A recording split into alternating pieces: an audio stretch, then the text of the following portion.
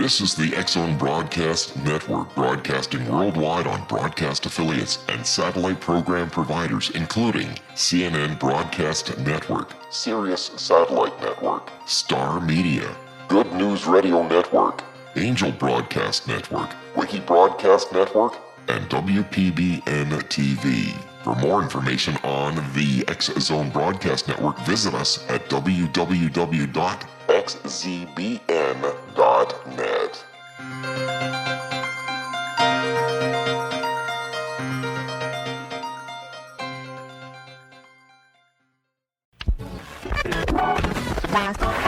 All Hit Radio.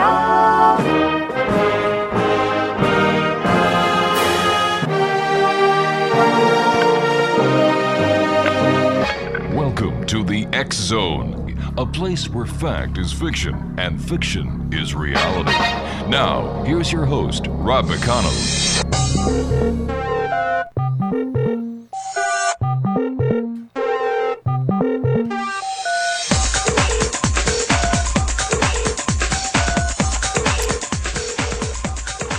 Welcome to the X-Zone, everyone. My name is Rob McConnell, and for the next 4 hours, I'm your host and your guide as together we cross the time-space continuum to this place that I call the X-Zone. It's a place where people dare to believe and dare to be heard. It's a place where fact is fiction and fiction is reality.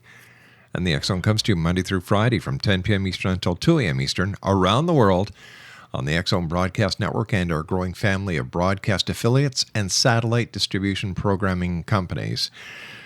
1-800-610-7035 is the magic number. My email address is xzone@xzoneradiotv.com. On all social media sites, X-Zone Radio TV, and our website. Yep, you've got it. Same one we've had for 22 years, www.xzoneradiotv.com.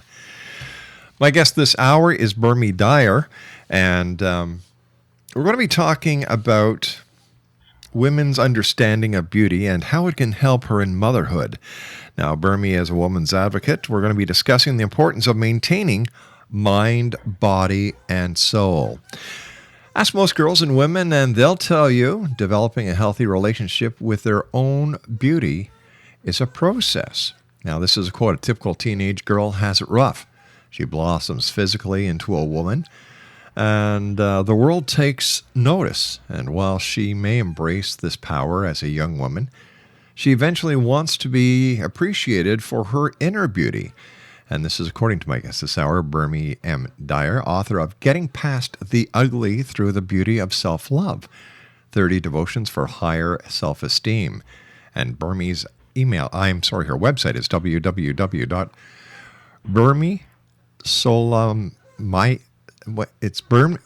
Bermie, help me out here. Actually, it's so much easier if you Bermie.net. I actually have another webpage, so BERMIE.net. Bermie.net. Fantastic. Yeah. Bermie, welcome to the X-Zone. Thank you so much, Rob. It's great to be here with you. Tell us a little bit about yourself and the story behind the story here. Okay, let's see. Well, I'm a registered nurse, born and raised in San Jose, California. Actually a nurse practitioner now and working on my doctorate in nursing at Johns Hopkins University School of Nursing. Wow. And as you just mentioned, I recently wrote a book called Getting Past the Ugly Through the Beauty of Self-Love. And that book really stemmed from some of the struggles that I faced growing up, and some of my friends and colleagues that I noticed were also struggling with just accepting themselves for who they were or who they are now, and accepting themselves unconditionally, and not really getting caught up with all of the expectations that society tends to bring on women as far as what beauty is. Is it society that brings on this expectation, or is it the advertising companies that want to promote beauty products, who want to promote perfection without actually taking the real inner beauty to task? It's a good question. That question of which comes first, the chicken or the egg. Is Right. it society that demands this, and then the media and the public, the pop culture then transcends it, or does it go from pop culture to society? It's a good question.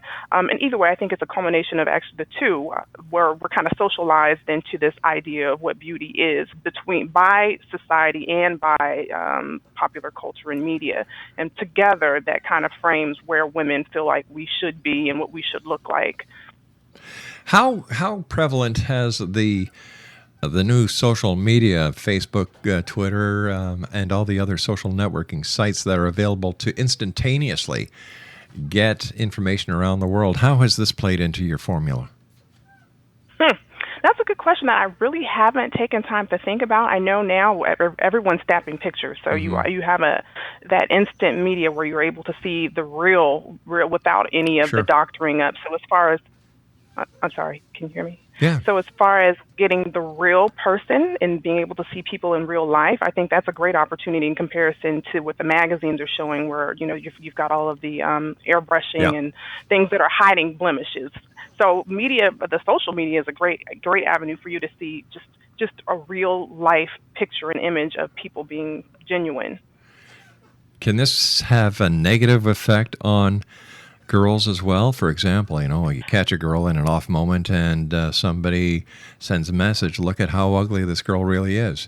Wouldn't that also affect the formula? Definitely. I agree with that, especially because the purpose of oftentimes, on Facebook they have the like. Yeah. They don't have dislike, but they have a like on there, and so oftentimes people are putting their pictures on there because they want others to like and validate and acknowledge them. And so what does happen when you think that this is a great picture that you're putting on, and you get a lot of negative feedback from it, can definitely be devastating to a young girl.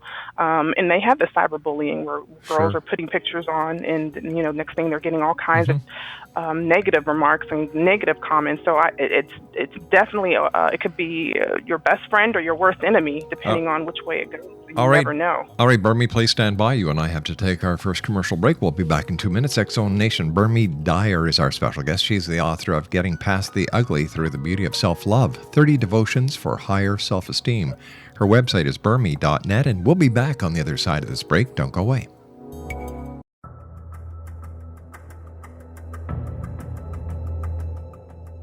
Modern Esoteric, Beyond Our Senses by Brad Olson, consummates the lifeology story about where humanity originates. It is the lost continents, the primitive wisdom, the mythos of creation, and the rethinking of ancient history as we are taught in academia. There is much more to the story than what we have been told. As this is the first book in the Esoteric series, Modern Esoteric starts at the beginning of time and accelerates up to this modern age. Future Esoteric is book 2 in the series and takes a forward-looking position ahead of today with an open and honest examination of the ET issue and various unexplained phenomena. To discover the writings of author Brad Olson, visit www.bradolson.com. That's www.bradolson.com.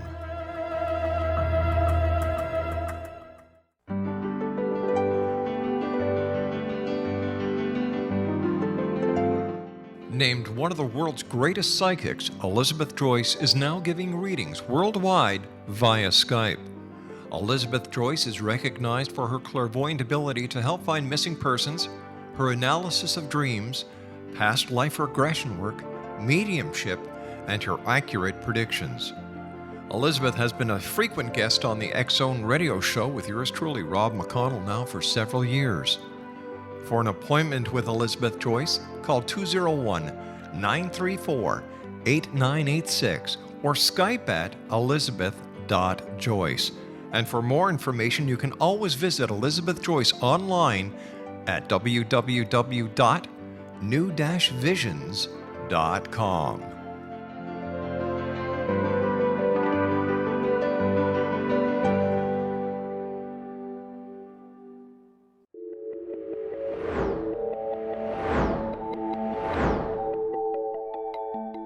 Do you have a dis-ease that you would like to alleviate through a natural means? Have you been contacted by angels, ghosts, or even extraterrestrials and want to validate these experiences? Or would you simply like to speak with someone who can help you find your life's purpose? I'm Dr. Joseph Mara, and I'm offering my services free of charge for first-time clients contacting me during the month of April. These free consultations include angel card readings, guided meditations, life coaching, and energy healing. If you have always wanted to explore these types of experiences but were skeptical or simply could not afford them, then take advantage of this free special offer. Contact me through my website, aguidinglight, spelled lite.com, to schedule your consultation today. Until then, I offer you love, light, and laughter.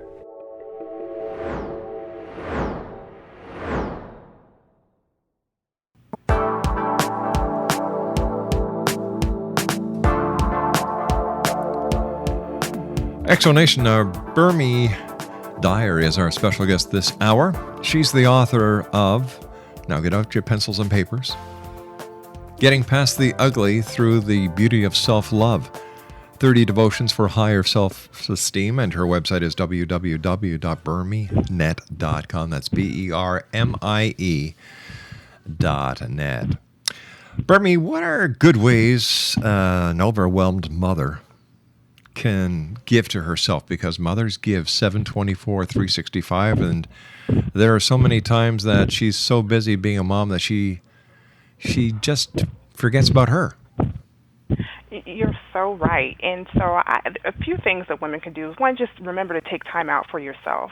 Like you said, we're so busy constantly giving back to other people that we often forget that we have our own needs. And so just taking time out of the day, even if it's 10 minutes, every few hours, to take a walk or get some fresh air, to get away from the children just for a few minutes to kind of regroup and refocus, I think that's extremely important. At the end of the day, doing some deep breathing and meditation and prayer, and just so you can find a way to get centered. Like I said before, taking care of your needs. So often we're sending the children out. They've got their best foot forward. They're dressed from head to toe. And then we go out as mom, just kind of have our hair thrown all over the place. We don't put our makeup on. We don't wash. So just taking time out to put our best foot forward. When we look good, we feel good. And so working on our outer appearance as well as our inner appearance. And then not being afraid to ask for help. I know so often we think that we're supposed to be able to do everything on our own, but we're not super moms, and it's so important to ask others, to reach out, ask the children, ask our husbands or our spouses or family, asking them for some help. It reminds me of the song going back, I believe it was in I guess it was about 2005, in between 1993 and 2005, a song by Charlene, Never Been to Me, where moms and ladies are always so busy taking care of everybody else that they inadvertently neglect themselves. How does a mom actually make time for herself in this very busy society that we find ourselves in? One of the best things, well, first off, is just trying to figure out what is it that you like to do, because we're so busy. We live in such a hectic society where you kind of get caught up with taking the kids here and there and running around with them that you forget that you have things that you like doing. So making a list of things that you enjoy doing outside of your role as a mom or a wife. What do I like to do for myself? What do you like to do for yourself? And then asking the husband and the family members if they could just allow you to have at least an hour a week or 2 hours a week throughout, like on a Saturday, say 2 hours on a Saturday, that will be my time. So I have the time to go out and just give myself the professional growth and invest in myself. I think that's one of the things that's it's huge, that you don't lose your identity with the children and the family. Because what happens once the children are grown, 18, 19, and you've done so much investing in them, and you kind of look back like, oh my goodness, okay, now what do I do with my life? the children are gone, and now I'm left to figure out who I am again. Sure. What happens if it's a single mom with no family, no help, no support? It gets tricky. One of the things, especially with single moms, because they do have to invest oftentimes in child care, is if they have that day off from work, let's say if it's on they have a Monday off for Memorial Day or some type of holiday, still taking the child to the child care and allowing that time for them to be home by themselves, and while the child is still at child care, or from time to time if they can afford a babysitter, just for a couple hours so that they can get out and do a little bit of R&R away from the child so they can regroup and replenish themselves. I think that's important to do. So many people hate asking for help. Is there an easy way a woman can explain her feelings of being overwhelmed to her family without losing her her her front of being so secure and so in charge. I have always felt that honesty is the best policy, especially when it comes to raising our children, because we give so much. And so not being afraid to say, I do need help. I do get tired sometimes. I do get frustrated. Can you, husband or spouse or significant other or children, especially if they have older children, can you lend me a helping hand? Don't be afraid to ask for that help, because you need it sometimes, and it's not fair to think that you can do everything on your own. So what role does a husband or a significant other play in his wife or his significant other healthy identity? I think husbands and significant others, they play huge roles. I mean, women, we go through so many different changes as we grow old and get older, between the childbirth and the menopause and, just so many different things. You get older and you start getting love handles and stretch marks. You put on a few extra pounds. And so it's easy to start feeling insecure about who you are physically, especially when you relate to your spouse or your significant other. But knowing that your spouse, no matter how much weight you may put on or how many gray hairs start to come in, knowing that your spouse still loves you unconditionally, you're still the apple of his eye, he still loves and thinks that you're beautiful, is really, it means a lot to women. So to knowing that the husband cares about them and being able to hear that from them and showing that, I think that's huge. It's extremely important with the woman's identity. But what about the dad or the significant other? So many families today find it impossible to make ends meet with just mom and dad, or dad working. Mom and dad now must go to work, and when dad gets home, just like mom, he's deadbeat as well, and he may be feeling as if he's unappreciated. What does dad do? Dad, I think it really comes down to trying to have a delicate balance, because it's obviously it's unfair as soon as dad walks home for mom to just immediately throw all this stuff on him, because he needs some time to unwind. But kind of finding that balance and setting maybe just a schedule. So when I come in, I need at least a couple hours, an hour or so to kind of debrief, and then we can go into let's see what the children need help with. So having a balance and setting a schedule up between what roles each person will play in the household, I think is extremely important also, so that no one feels overwhelmed or underappreciated or feel like they're doing all of the work and the other person isn't doing anything. Gotcha. Exonation Berme Dyer is our special guest this hour. We're talking to Berme about her book. It's entitled Getting Past the Ugly Through the Beauty of Self-Love, 30 Devotions for Higher Self-Esteem. Her website is berme.net. What are some of the devotions for self-higher esteem? Let's see. So I have 30 different devotions. One of the devotions, I have my book and I'm looking at it in front of me, is Break Free Independently. Break Free Independently really talks about we as human nature, it's human nature for us we seek validation from other people. But at the end of the day, really that validation has to come from ourselves. When I look at myself, I have to be happy with who I am. I have to be happy with the decisions I make. So breaking free independently, not necessarily expecting other people to encourage me or compliment me. I have to be able to find that within me. Defining your beauty, that comes with also being able to validate yourself, not necessarily looking outside for external validation to define who I am and what my beauty is. When I'm able to give myself, or when you're able to give yourself or define your own beauty, you never lose, because you go by your own rules. And if you say that you're beautiful, then you are. Let's see. One of my other titles is called Leave Your Mark. And one of the major reasons I wrote this book was really to try and get past the ugly. So and my ugly was just me not liking who I was, the way I looked. But anyone, your ugly might be something completely different. It could be insecurities about your success level, or how much money you make, or whatever your ugly is. The book, really the ultimate goal of it is to get past that insecurity and bring the person to a place where they're able to leave their mark in society and use their gifts and use their talents and bring that back and give that back to the world. And so the title, this was towards the end of the book, which is called Leave Your Mark, really encourages people to look at themselves and what gifts, what talents, what skills that they have that they can give back to society. Gotcha. How difficult is it to be a woman in today's world? I think it can be a little challenging because there definitely seems like there's some double standards.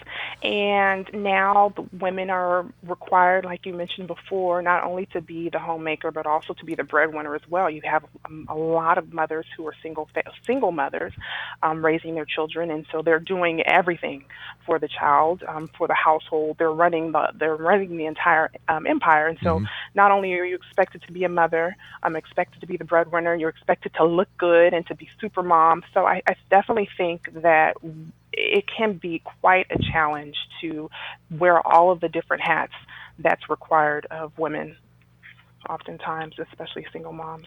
And then, of course, there's the workplace where mom has, I would imagine that mom has always got to try and do better to prove herself against the males who are doing the same job, because in so many places women are making less money than men for doing the same job. How does this affect her, and how can she get past this? That is an issue. I know we're still making strides. I know there was a law passed just recently, last year, I believe it was. Can't remember the name of the law off the top of my head, where we're working to try and bring that equality within the workplace. It's something that we do have to deal with as women, but some of that has to deal with us as far as being confident, not being afraid to ask for what we believe that we're worth, not undervaluing ourselves, and being willing to believe that we're worth it and asking for it. Some of that really has to do with the confidence that we bring as women, and needing to have that confidence and not being afraid to ask for what we feel we're worth. What was the hardest part for you as an author in writing your book? The hardest part, and I tell people this when I talk about the book, the book is only about 140 pages, but it took me 10 years to write it. And it took me 10 years, and I couldn't figure out why it was taking so long. But at the end of the journey, I realized it was because I had spent so much time running from myself, running from the truth of who I was, and not really wanting to deal with the fact that I really didn't like who I was. And I was using so many different other outlets to try and to cover up my feelings. And so just sitting down and writing and facing my feelings and my emotions, that I think that was the most difficult part. And then putting it on paper, because it's always embarrassing to let other people know that this is what was going on with you. And so it was really scary. All right, stand by. You and I have to take our news break at the bottom of the hour. XO Nation.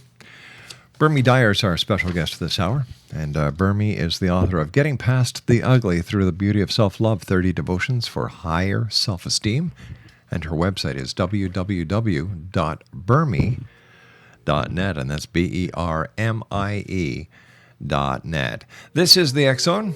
I am Rob McConnell. We're coming to you from our broadcast center around the world, right here from Hamilton, Ontario, Canada. If you'd like to send us an email, xzone@xzoneradiotv.com, on all social media sites, X-Zone Radio TV, and our website, www.xzoneradiotv.com. I'll be back on the other side of the news with Berme as we continue talking this hour about how a woman's understanding of beauty can help her in motherhood. I'll be back on the other side of this break. Don't go away.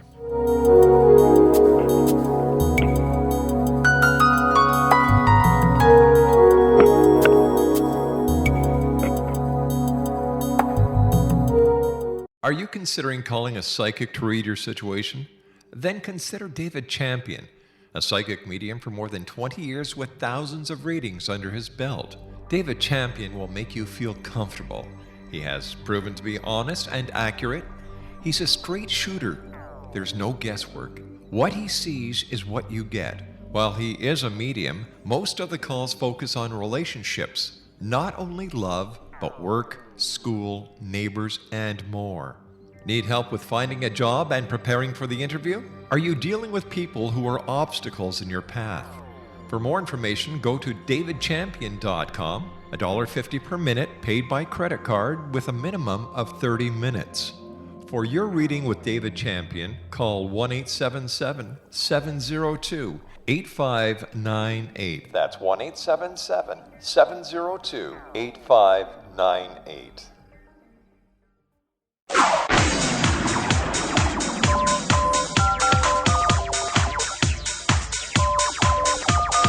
Now you can dial in to listen to the X-Zone radio show from anywhere in the world with Rob McConnell 24/7, 365 by dialing 213-401-0080. That's 213-401-0080. If you have a mobile phone or landline, the X-Zone radio show with Rob McConnell is now at your beck and call at 213-401-0080. That's 213-401-0080, 24/7, 365.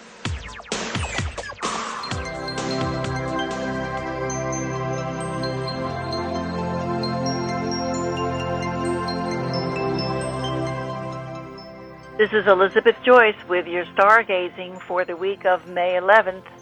The sky is busy this week, and you might not know which energy is affecting you or when. It promises to be a rather quiet week, but Venus is now in fiery Aries. There may be tension in your love life because you want what you want, but you can't seem to get it. This week is sure to keep a tight grip on your money as well as your heart. The Taurus sun loves simplicity, but the opposition from the full moon in intense Scorpio on Wednesday, May 14th requires a look into self-worth issues. It's time for completions when it's best to wrap up projects and finalize deals. It's also time to find a balance between that which you need to let go of and holding on tightly to your status quo security blanket. The time is coming for you to work hard and make your dreams come true. Sirius Saturn conjuncts the moon and adds a layer of responsibility and perhaps some doubts and delays. These are more likely to come up around resources, especially money, but delays are always subject to close scrutiny. Knowing what you need and what you're willing to give up is key to using this revolutionary energy. Wednesday brings a day of emotional reckoning. An emotionally severe full moon in Scorpio will link up close karmic issues with Saturn. Letting go of a deep, dark secret or personal demon is called for, but Saturn demands that you learn the lessons that you're meant to learn relating to the situation first. Emotions will be intense, that's for sure. Perhaps you need to let go of one of your most obsessive love tendencies so it will no longer eat you alive. Or if there are unsavory financial happenings in your life, it's possible you're going to have to pay the piper now. The Grand Cross from April is still in play. You must create time for this softer side to come out. The action and force-oriented cardinal signs are pushing for immediate action, while there is a softer water element, the Grand Trine, which is asking you to work patiently with the natural forces of the universe. There are sudden and unexpected opportunities to meet new friends or prosper from innovative ideas. The trick is to know which opportunities are real and which are illusion. Use the intuitive feminine Grand Trine to help with your discernment. Your decisions will be revolutionary but gracefully executed. Also, the love planet Venus will connect to Uranus over the weekend, so romance should really sizzle. And for more information about Elizabeth Joyce or how you can contact Elizabeth for a one-on-one private consultation, visit her website at www.new-visions.com. That's www.new-visions.com. Explanation, Berme Dyer is our special guest this hour. And Berme is the author of Getting Past the Ugly Through the Beauty of Self-Love, 30 Devotions for Higher Self-Esteem. Her website is www.berme.net. Berme, let me ask you this. What realization does a busy, multitasking mom need to come to in order to be happy and to emotionally healthy moving forward? Well, I think one of the most important things is really just trying to set priorities. Like we mentioned before, we're so busy and there's so much on our plate. So having that, setting priorities with the most important things that we need to accomplish in the day is going to help us, because there's no way that we can get everything accomplished in a day's time. Then not being afraid to say no, I think that's huge as well. We overextend ourselves and our children with so many different obligations and so many different commitments. Saying no to all the obligations, saying no to taking on additional responsibilities that are going to overextend us. It's okay to say no sometimes. Sometimes we really have a hard time with that. And then working on finding a delicate balance where you have some time that you do allow yourself the time to spend and take time for yourself. Some women really feel bad and feel guilty about saying, I need to take a little bit of time away from the family to re-energize and rejuvenate myself. But if you think about yourself being you're constantly pouring into and filling other people's lives, if you have this cup and you're constantly filling it and pouring into someone else's, what happens when that cup is empty? Then you don't have anything left. So we as women have to realize that it's okay. Don't feel guilty when you have to take that time. Fill that cup up, and you'll be all the better when you're coming back from that rejuvenation to fill and pour into your children and your family. Taking that time. In today's busy society, I would imagine it's time that both men and women start reevaluating the family unit and to better investigate what this family unit is going to demand from both parties. Raising 5-6 kids, let's say 50, 60 years ago, was totally different from raising 5 or 6 kids today. So does this mean in your opinion, does this mean the days of the large families are coming to a quick end? I don't know. I have several friends. They've got 6, 7 children, and so it can definitely get expensive. Yeah. But when you have the bigger the household, especially as the older children get, the children get older, the older children are able to help out with the younger children. But is it fair for the older children to have to take on the responsibilities of a parent?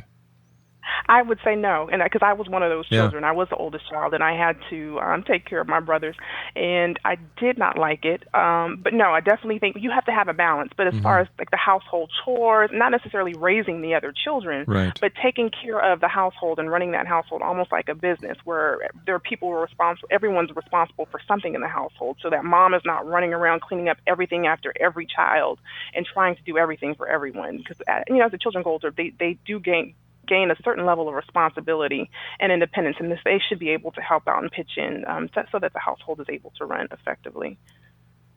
With the cost of clothing, with the cost of an education, with all the different costs and responsibilities that go along with being a parent today, there are so many things to look at.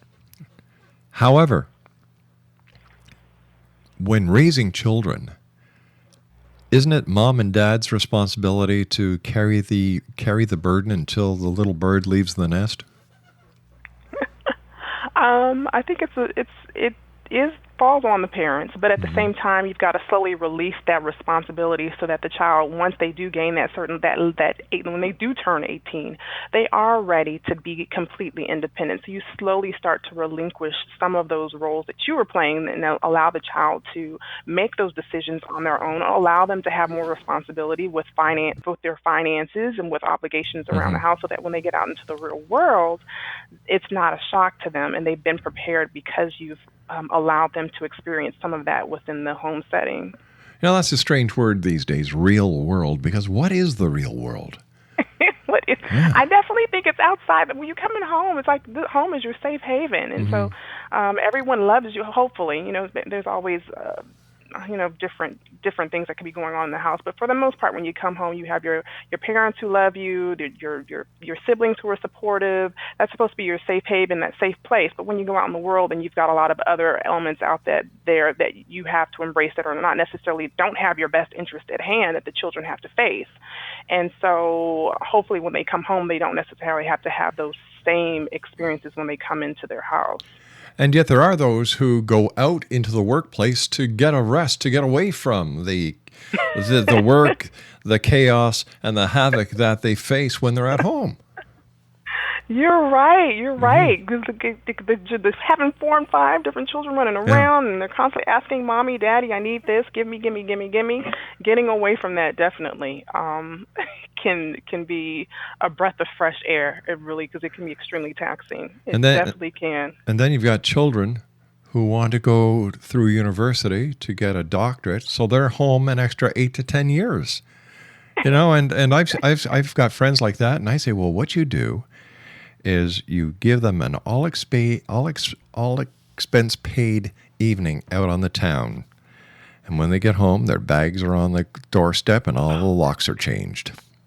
Oh my goodness, that is good. The school of hard knocks. That's I think in today's society, people want to be best friends with their children and their grandchildren, and the art of being a parent has been lost.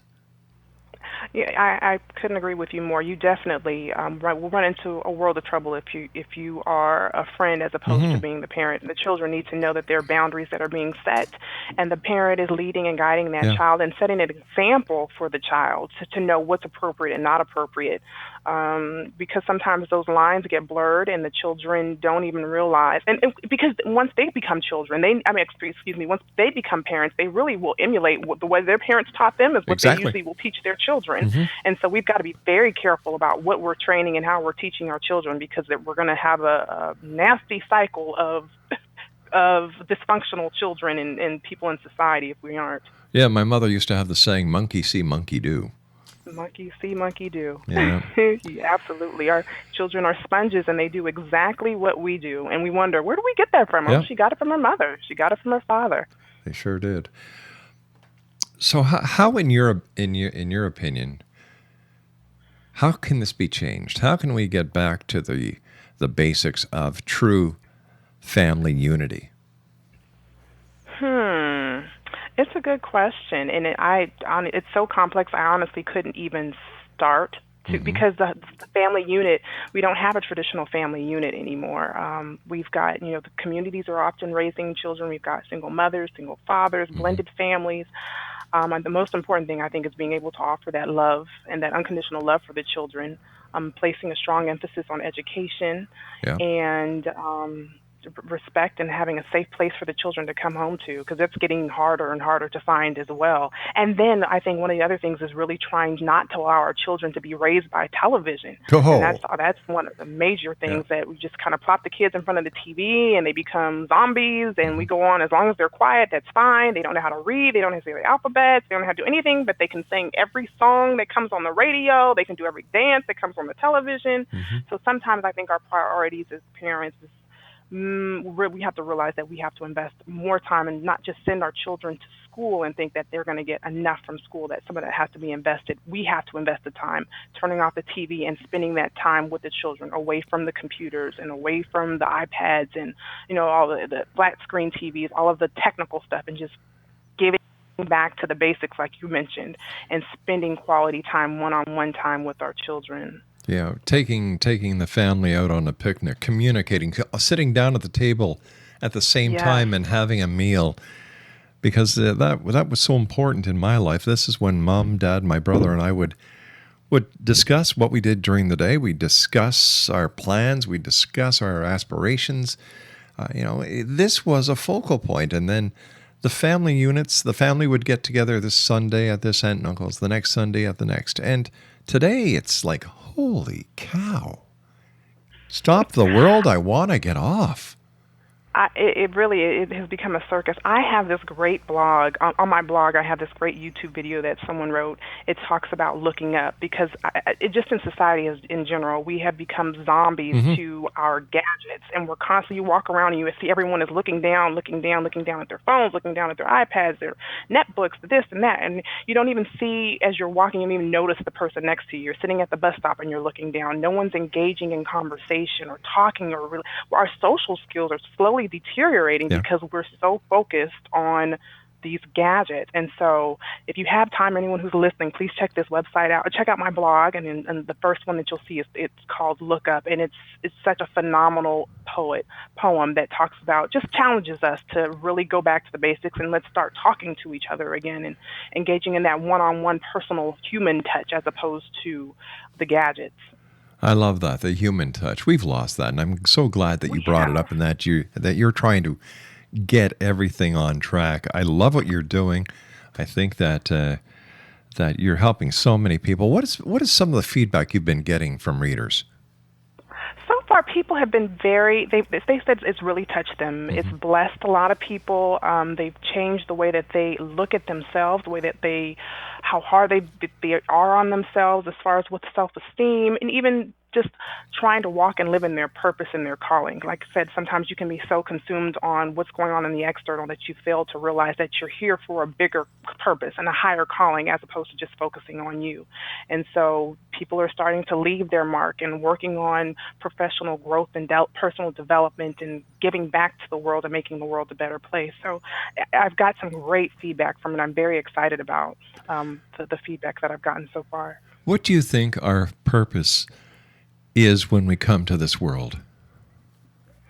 I truly believe that everyone has been called for something. It really is, but it takes, sometimes people never realize it. Because some folks are comfortable waking up and going to work and coming home and eating and going to work and coming home 5 days a week, and go to sleep. But there truly is something out there for each of us. And it really depends on whatever your gifts, what your skills, what your talents are, what makes you tick, what could you do in the world? If you could go somewhere and work for free, what would you do? What would you do to make, what am I trying to say?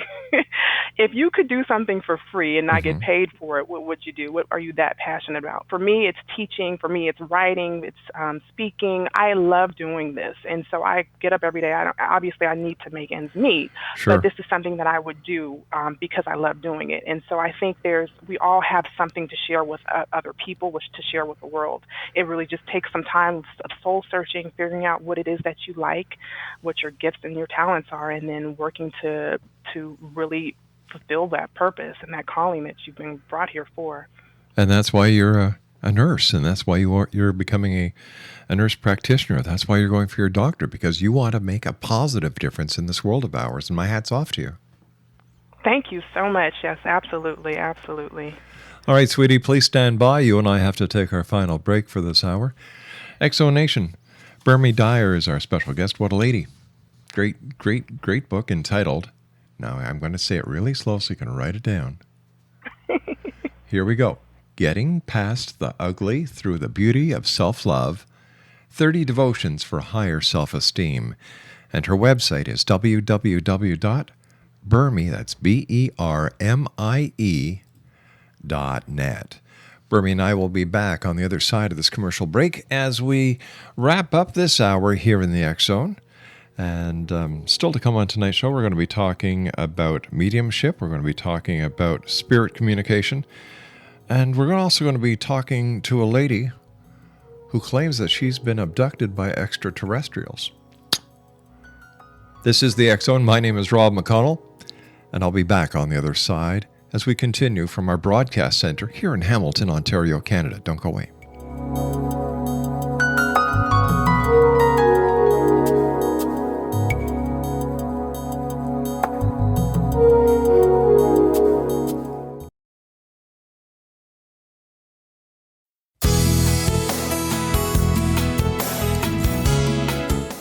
With each new extreme weather event or terrorist act, it becomes increasingly obvious that we live in uncertain and challenging times.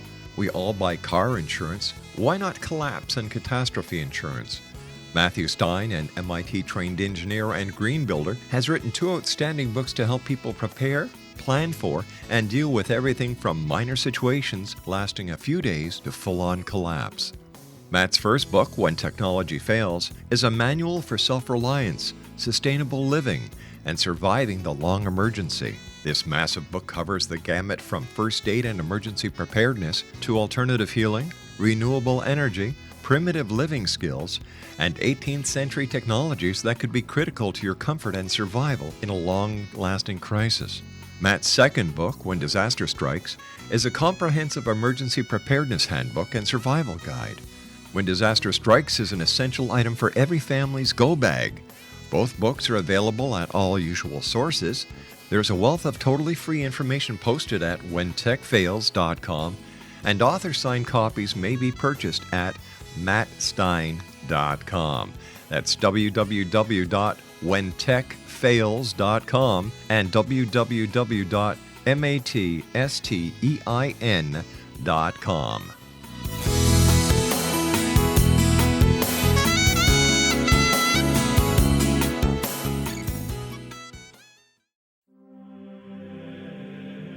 Rob McConnell here, presenting an overview for Nicholas Paul Jennings, author of a fascinating book, Amen.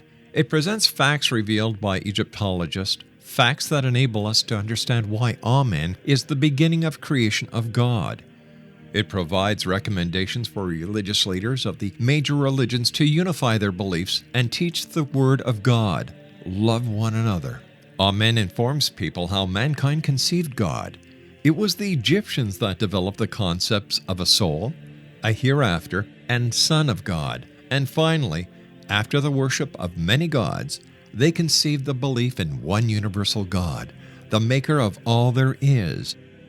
For more information, visit www.futureofgodamen.com. That's www.futureofgodamen.com.